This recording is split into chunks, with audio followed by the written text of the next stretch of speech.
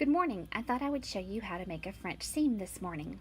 I'm working with white fabric, so the right and the wrong sides of these fabric are both white. So to get started, I've marked the wrong side of my fabric with a little W so that I know it's the wrong side. So to get started, we're going to match up the shirt front to the shirt back at the shoulder seams with the right sides out and the wrong sides together. This is different than how you would normally do it. So we're going to match up the shirt front with the right side out and wrong side up,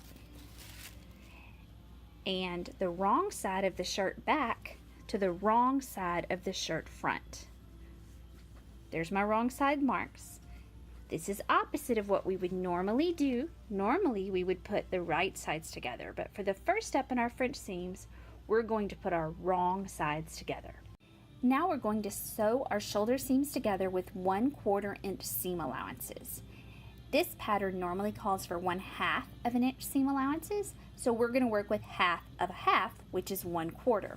So we're just going to sew the seam allowances of the shoulder, wrong sides together, with a 1/2 inch seam allowance.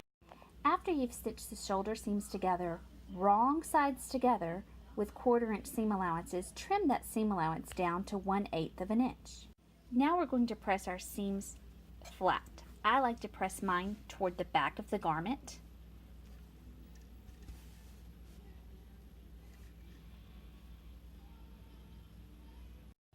Now we're going to fold those back over and basically create the seams the way we would have done them to start with, by pinning the right front to the right back and stitching again with a 1/4 inch seam allowance.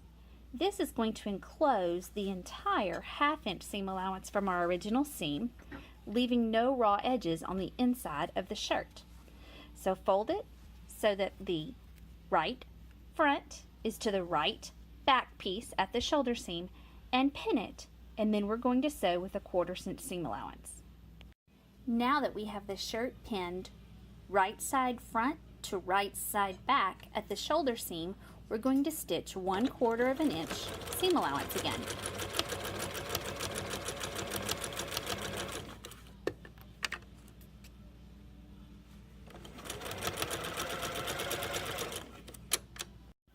Now we press to set those seams,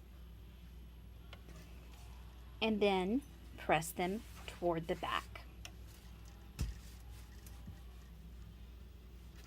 Now the shoulder seam is complete. This is the right side. This is the wrong side. All the seam allowances are completely enclosed, preventing no raveling and leaving a soft edge for the inside of the garment.